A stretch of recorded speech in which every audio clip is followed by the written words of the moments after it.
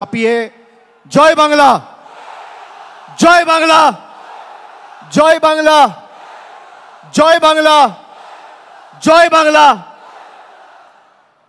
আজকের এই 21শে জুলাইয়ের ঐতিহাসিক দিনে কুচবিহার থেকে কাকদ্বীপ, বিভিন্ন জেলা, বিধানসভা, পঞ্চায়েত, শহর, ওয়ার্ড, পুরসভা সহ বাংলার প্রত্যন্ত প্রান্ত থেকে তৃণমূল কংগ্রেসের সর্বস্তরের কর্মী, সমর্থক, নির্বাচিত জনপ্রতিনিধি, সমর্থক, শুভানুদ্দায়ী যারা রোদ ঝড় জলকে উপেক্ষা করে আমাদের এই সমাবেশে সশরীরে উপস্থিত হয়েছেন, আমি সকলকে নতমস্তকে আমার কৃতজ্ঞতা, প্রণাম, অভিনন্দন এবং শ্রদ্ধা জানাচ্ছি। গুরু পূর্ণিমার এই পবিত্র দিনে আমার অগ্রজ এবং প্রবীণ যারা রয়েছেন তাদের সকলকে আমি বিনম্র চিত্তে আমার শ্রদ্ধা, কৃতজ্ঞতা জানাচ্ছি। সমবয়সী সতীর্থদের অভিনন্দন, শুভেচ্ছা, ছোটদের ভালোবাসা। 24-এর এই নির্বাচনের ঐতিহাসিক জয়, যা আমরা ব্রিগেডের মাটি থেকে 10ই মার্চ আপনাদের সকলের আশীর্বাদকে পাথেয় এবং পথ চলার প্রেরণা করে লড়াই শুরু করেছিলাম। আমরা মানুষকে বলেছিলাম যে আমরা জনগণের শক্তিতে বিশ্বাস করি, আমরা স্বৈরতান্ত্রিক শাসকের শক্তিতে বিশ্বাস করি না, আমরা বিশ্বাস করি জনগণের গর্জনে। জনগণের গর্জন কি? জুনের 4 তারিখ ভারতবর্ষকে বাংলার মানুষ দেখিয়েছে। এই যে বিপুল জয়, এই জয়ের প্রধান কারিগর যদি কেউ হয় তাহলে আজকে রোদ ঝড় জল উপেক্ষা করে যারা 21শে জুলাইকে সফল সার্থক করতে বিপুল সংখ্যায় উপস্থিত হয়েছে, তৃণমূলের প্রত্যেকটা সৈনিকের জয়। এই জয় আপনাদের চরণে এবং আমাদের নেত্রীর চরণে আমরা সকলে সমবেত হয়ে এই সভা মঞ্চে যারা রয়েছি তারা সমর্পণ করছি। আপনাদের সকলের পায়ে হাত দিয়ে আমি প্রণাম করছি। গত বছর 21শে জুলাইয়ে বলেছিলাম যে মানুষের শক্তি কি আমরা দেখাবো। আমরা 24-এর 21শে জুলাইয়ে বিজেপিকে ধুয়ে মুছে বাংলা থেকে সাফ করে দেখিয়েছি। আগামী দিনেও আমাদের প্রস্তুত থাকতে হবে। এই বিপুল জয় বাংলার মানুষের আশীর্বাদ, ভালোবাসা, সমর্থনকে আমাদের হৃদয়ের মণিকোঠাতে রেখে আমাদের আরো বিনম্র, বিনয়ী হতে হবে। আত্মতুষ্টির কোনো জায়গা নেই। বিজেপি এই ধর্মতলায় 2015 সালে সিদ্ধার্থনাথ সিং, অমিত শাহ মিটিং করে বলেছিল ভাগ মমতা ভাগ, ভাগ তৃণমূল ভাগ। আজকে বিজেপি নামক রাজনৈতিক দলটাকে বাংলার প্রত্যেকটা প্রান্ত থেকে বাংলার মানুষ প্রত্যাখ্যান করে, ভাগিয়ে ঝেঁটিয়ে বিদায় করে ভারতবর্ষে প্রধানমন্ত্রী নরেন্দ্র মোদীকে উচিত শিক্ষা দিয়েছে। এবং এই জয়ের যারা মূল কারিগর, তৃণমূল কংগ্রেসের সমর্থকের সাথে সাথে সমস্ত দেশ জুড়ে, সমগ্র দেশ জুড়ে 1 মমতা বন্দ্যোপাধ্যায়, 2 অখিলেশ যাদব। আগামী 10 মিনিটের মধ্যে তারা দুজনেই আমাদের সভা মঞ্চে সশরীরে উপস্থিত হবে। আমি আপনাদের বলছি, আমি খালি আপনাদের বলেছিলাম বুক চিতিয়ে লড়ুন, বাকিটা আমরা লড়াইয়ের ময়দানে বুঝে নেব। বিজেপির নেতারা তৃণমূল কংগ্রেসের সাথে লড়াই না করতে পেরে মানুষকে লাঞ্ছিত, নিপীড়িত, বঞ্চিত, শোষিত, অত্যাচারিত, অবহেলিত করে গরিব মানুষের 100 দিনের টাকা বন্ধ করেছিল। তারা এমনকি এখনো পর্যন্ত 100 দিনের টাকা বন্ধ করে রেখেছে। গরিব মানুষের আবাস, মাথার উপর ছাদের টাকা বাংলার মানুষের বন্ধ করেছে। রাস্তার টাকা বন্ধ করেছে, জলের টাকা বন্ধ করেছে, মিড ডে মিলের টাকা বন্ধ করেছে। আর মানুষ উচিত শিক্ষা দিয়ে তাদের রাজনৈতিক ভবিষ্যৎ বন্ধ করেছে। মানুষকে যারা উচিত শিক্ষা দিতে চেয়েছিল, বাংলার জনগণ তাদের উচিত শিক্ষা দিয়েছে। বিজেপির নেতারা সভা সমিতি করে বিভিন্ন জায়গায় বলেছিল যে তৃণমূল কংগ্রেসের নেতাদের টাইট দেব। এদের কি করে টাইট দিতে হয় আমরা জানি। তারা ভুলে গেছিল ইডি আর সিবিআইয়ের হাতে যে স্ক্রুড্রাইভারটা আছে, তার থেকে মানুষের হাতে স্ক্রুড্রাইভার আর হাতুড়ির দম আর শক্তি অনেক বেশি। আজকে সারা ভারতবর্ষ জুড়ে যারা বলেছিল আব কি বার 400 পার, 240-এ থেমে গেছে। যারা বাংলায় বলেছিল ইসবার 200 পার, 70-এ তাদের অশ্বমেধের ঘোড়া বাংলার মানুষ আর তৃণমূল কংগ্রেসের সৈনিকেরা আটকে দিয়েছে। আরে বিজেপির কাছে সব আছে, ইডি আছে, সিবিআই আছে, সংবাদ মাধ্যম আছে, বিচার ব্যবস্থার একাংশ আছে, ইনকাম ট্যাক্স আছে, টাকা আছে, অর্থবল আছে, পেশি শক্তি আছে। তৃণমূলের কাছে জনতা জনার্দন আছে আর লক্ষ লক্ষ তৃণমূল কর্মী আছে। আসো জনতার দরবারে, জনতার ময়দানে লড়াই হোক। কার কত ক্ষমতা, কত ধানে কত চাল, মানুষ প্রমাণ করবে। 2014-এ কেন্দ্রে ক্ষমতায় আসার পর থেকে 10 বছর ধরে ইডি সিবিআই বিচার ব্যবস্থার একাংশ সংবাদ মাধ্যমকে ব্যবহার করে তৃণমূলকে ছোট করতে গিয়ে এরা বাংলাকে ছোট করেছে। আপনারা দেখেছেন এই নির্বাচনের 2 মাস আগে সন্দেশখালি করে যারা গলা ফাটিয়েছিল, 4 তারিখ ভোটের ফল বেরিয়েছে। আজকে 21-এ সারা দেশের কাছে বাংলাকে ছোট করেছিল। সেই সন্দেশখালি যেই লোকসভা আসনের অধীনে, সেই বসিরহাট লোকসভা থেকে 3,50,000-এর বেশি ব্যবধানে তৃণমূল কংগ্রেস জিতেছে। আমি ধন্যবাদ জানাই আপনাদের সাথে সাথে আমাকে যারা নির্বাচিত করেছে এই সভা থেকে। আমি ডায়মন্ড হারবারের প্রত্যেক মা বোন ভাইদের, যারা বাংলার মধ্যে সর্বোচ্চ ভোটে তৃণমূলের প্রার্থী মমতা বন্দ্যোপাধ্যায়ের প্রার্থী জোড়া ফুলের প্রার্থীকে জিতিয়ে নতুন অধ্যায় সৃষ্টি করেছে, যারা বলেছিল এবার তৃণমূল কংগ্রেস ডায়মন্ড হারবার থেকে 3 নম্বর হবে, তাদের বাড়া ভাতে ছাই দিয়ে আপনারা 7,10,900 ভোটে আমাকে ডায়মন্ড হারবার থেকে জিতিয়েছেন। আমি কৃতজ্ঞ আপনাদের কাছে। আমি আপনাদের বলতে চাই, এই লড়াই থেকে তৃণমূল কংগ্রেস 1 ছটাক জায়গা থেকে সরে আসেনি এবং 1 ইঞ্চি জমি ছাড়বে না। আগামী দিনের লড়াই আরো বৃহত্তর। আমাদের 26-এর জন্য এখন থেকে প্রস্তুতি নিতে হবে। পুরসভায় যারা দায়িত্বে আছেন, পঞ্চায়েতে যারা দায়িত্বে আছেন, তাদের কর্মীদের কথা ভাবতে হবে, নিজের কথা ভাবলে চলবে না। আমি আপনাদের বলছি, আমি বিভিন্ন জায়গায় পর্যালোচনা বৈঠক করতে নির্বাচনের সময় তার আগে গেছি। আমি বলেছি যে দল কিন্তু ফলের পর কার কি ভূমিকা ছিল সেটা খতিয়ে দেখবে, পর্যালোচনা করে দেখবে। পুরসভার নির্বাচনে আমি পুরসভার কাউন্সিলরের টিকিট পাবো, আমার ওয়ার্ড থেকে আমি জিতবো। আর লোকসভা বিধানসভায় দল প্রত্যাশিত আর আশানুরূপ ফল করবে না, আপনার বিরুদ্ধে দল ব্যবস্থা নেবে, যত বড় নেতার ছত্রছায়ায় আপনি থাকুন। পঞ্চায়েতে আপনি টিকিট পাবেন, আপনি গ্রাম পঞ্চায়েতের প্রধান, উপপ্রধান, আপনি আপনার ভোটে জিতবেন। বিধানসভা লোকসভায় আপনি ভাববেন মমতা ব্যানার্জি এসে একটা মিটিং করবে, অভিষেক ব্যানার্জি এসে একটা মিটিং করবে, প্রার্থী জিতবে। গায়ে গতরে আপনি যে পরিশ্রম আপনার নির্বাচনে করেন, সেই পরিশ্রম প্রত্যেকটা নির্বাচনে করতে হবে। তার কারণ এই লড়াই শুধু মমতা বন্দ্যোপাধ্যায়ের আর তৃণমূল সৈনিকদের নয়, এটা বাংলার 10 কোটি মানুষের সম্মানের লড়াই।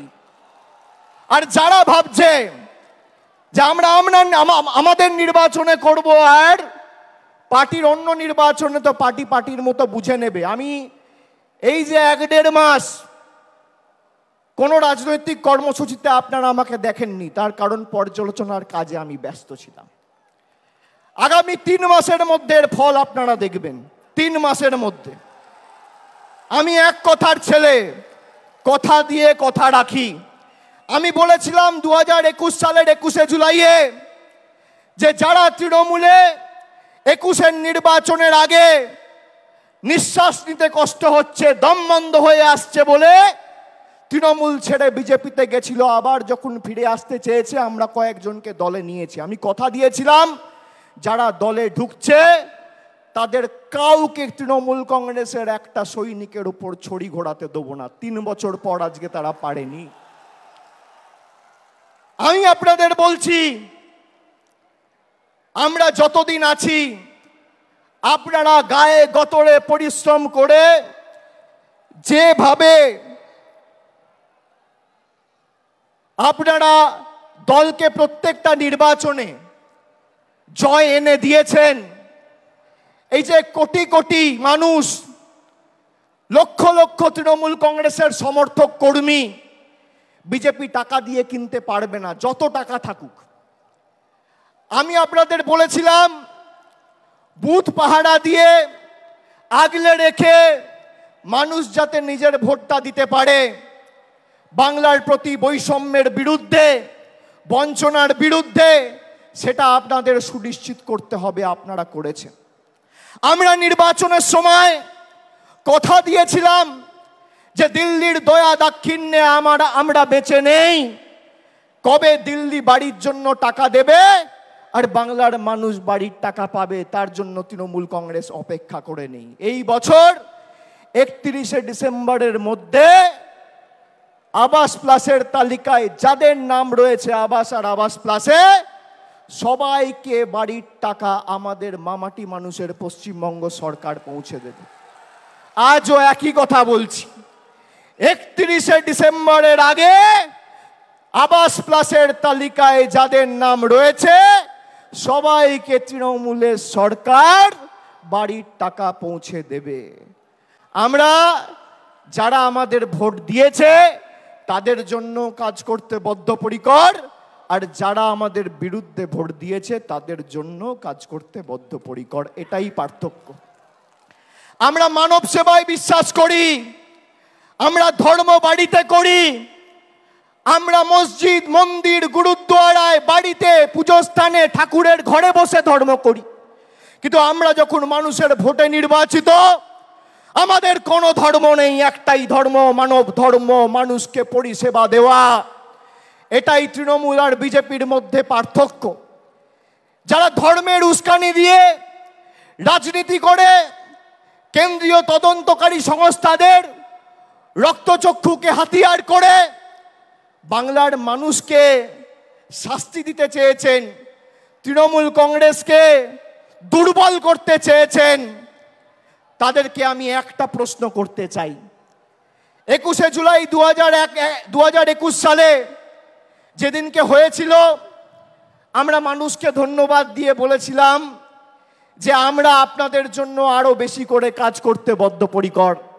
তার 1 বছর পরে 21শে জুলাই 2022 সালে, 21শে জুলাই যেদিন হয়েছিল তার পরের দিন পার্থ চ্যাটার্জির বাড়িতে ইডি রেড করে তাকে গ্রেপ্তার করে। যদি কেউ দোষ করে তার বিরুদ্ধে ব্যবস্থা হোক। আমরা কোনো দোষকে, কোনো অন্যায়কে প্রশ্রয় দিই না। কিন্তু এসএসসি কেলেঙ্কারি বা টেট, তথাকথিত এসএসসি বা টেট কেলেঙ্কারির নাম করে যদি পার্থ চ্যাটার্জির বাড়িতে রেড করে ইডি তাকে গ্রেপ্তার করে, তাহলে স্বাধীন ভারতবর্ষের সর্ববৃহৎ কেলেঙ্কারি নিট কেলেঙ্কারি, সেই নিট কেলেঙ্কারিতে প্রশ্নপত্র ফাঁস হওয়ার কারণে ইডি কেন ধর্মেন্দ্র প্রধানের বাড়িতে রেড করে তাকে অ্যারেস্ট করবে না? কেন এই রাজনৈতিক পক্ষপাত, দুষ্ট আচরণ, কেন এই দ্বিচারিতা? আমাদের শপথ নিতে হবে। এবার তো আমরা 29টা আসনে জিতেছি, আর 3টে আসন, একদিকে বালুরঘাট, একদিকে বিষ্ণুপুর, আর একদিকে পুরুলিয়া, 15-16 হাজারের ব্যবধানের নিচে আমরা 3টে আসন হেরেছি। আর রাজ্যসভায় আমাদের 13 জন সাংসদ আছে। তাহলে কত হলো? লোকসভায় 29 আর রাজ্যসভায় 13। 29 আর 13 42। আপনারা গর্বিত হবেন শুনলে, গর্ব অনুভব করবেন। রাজ্যসভা লোকসভা মেলালে ভারতবর্ষের 3য় রাজনৈতিক বৃহত্তর দলের নাম তৃণমূল কংগ্রেস। যারা বলেছিল তৃণমূলকে প্রাক্তন করব, জেলে ঢুকিয়ে দেবো, হাওয়া করে দেবো, সাফ করে দেবো, তারা আজকে নিজেরাই সাফ।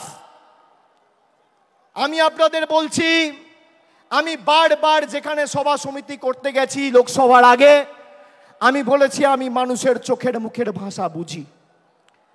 এই যে বেলা 12টা, এখন কটা বাজে? 1টা।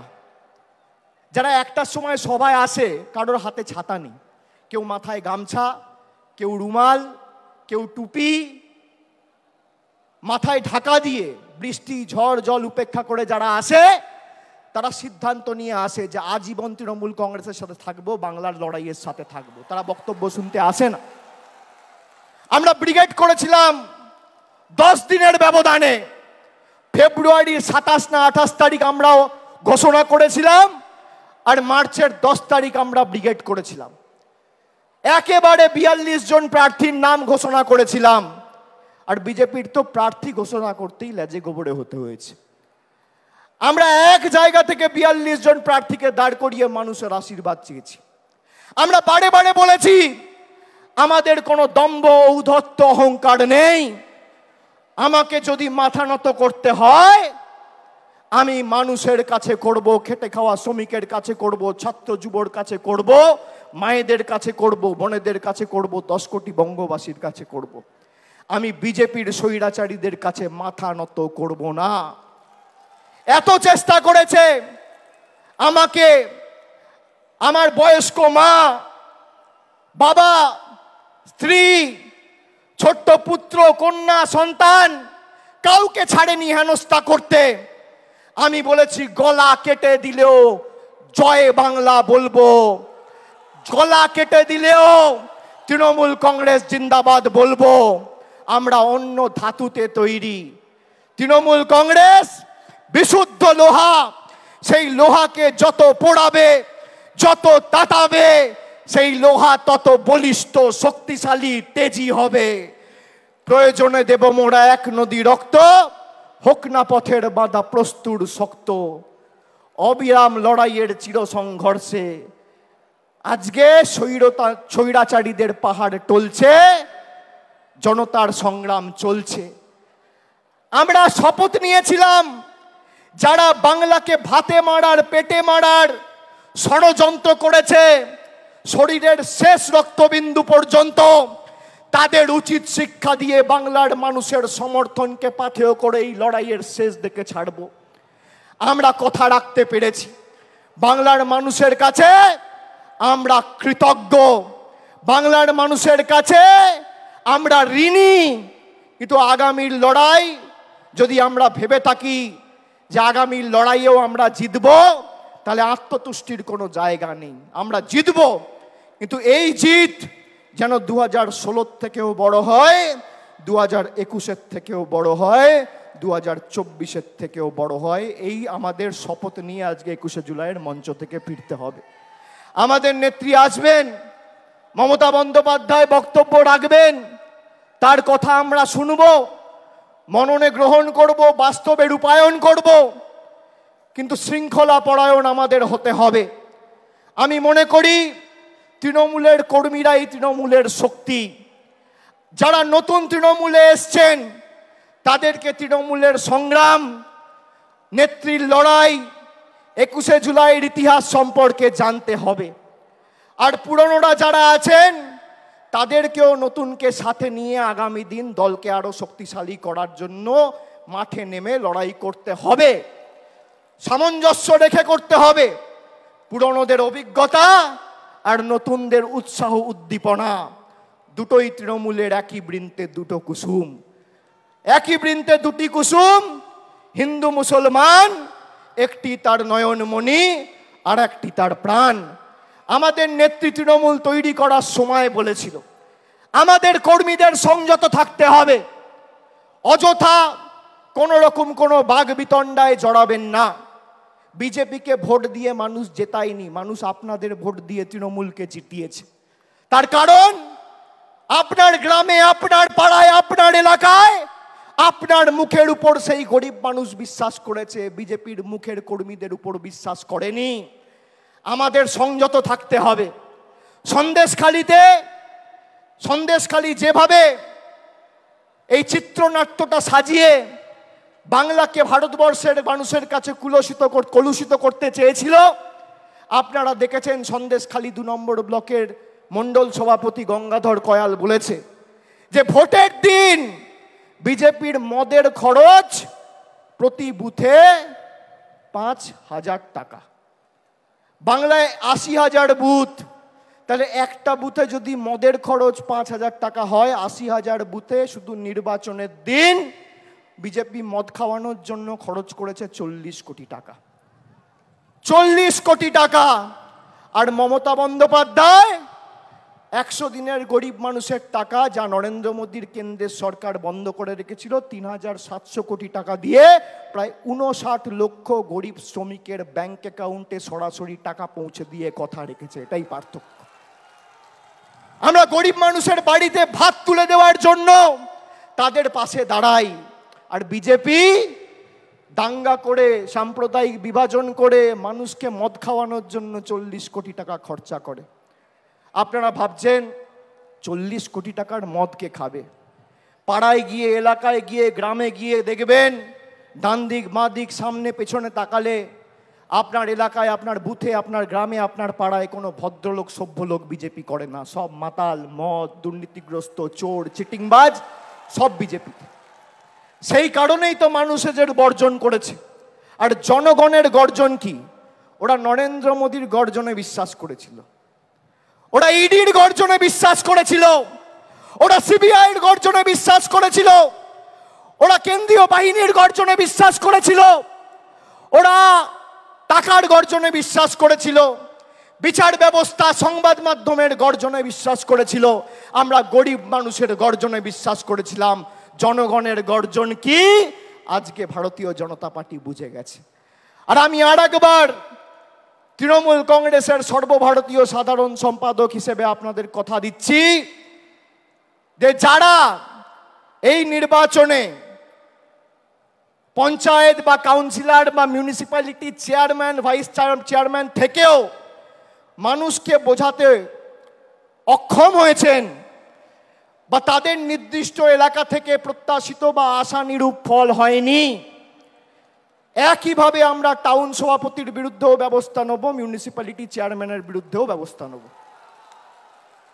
গ্রাম পঞ্চায়েতের ক্ষেত্রে প্রধানের বিরুদ্ধেও ব্যবস্থা হবে, অঞ্চল সভাপতির বিরুদ্ধেও ব্যবস্থা হবে। কাউকে রেয়াত করা হবে না। একটা কথা আপনাদের দিতে হবে, দেবেন? দেবেন? আমি যে কথাগুলো বললাম গ্রামে ফিরে 10 জনকে বলবেন? বলবেন? আর যেভাবে মাথা নত না করে লড়াই করেছেন, আগামী দিনও মমতা বন্দ্যোপাধ্যায় তৃণমূল কংগ্রেসের জন্য লড়বেন তো? বাংলার স্বার্থে লড়বেন তো? লড়বেন তো? লড়বেন তো? কথা দিচ্ছেন? দুহাত তুলে বলুন, কথা দিচ্ছেন? কথা দিচ্ছেন? কথা দিচ্ছেন? কথা দিচ্ছেন? আগামী দিন খেলা হবে, খেলা হবে, খেলা হবে, লড়াই হবে, লড়াই হবে, সংগ্রাম হবে, আন্দোলন হবে, বিজেপিকে উপড়ে ফেলা হবে, মানুষের স্বার্থে লড়াই হবে। কথা দিচ্ছেন তো? আমরাও কথা দিচ্ছি, যা কথা আমরা দিয়েছি শরীরের শেষ রক্তবিন্দু পর্যন্ত কথা পালন করব। প্রত্যেকটা দেওয়া কথা আমরা পালন করব।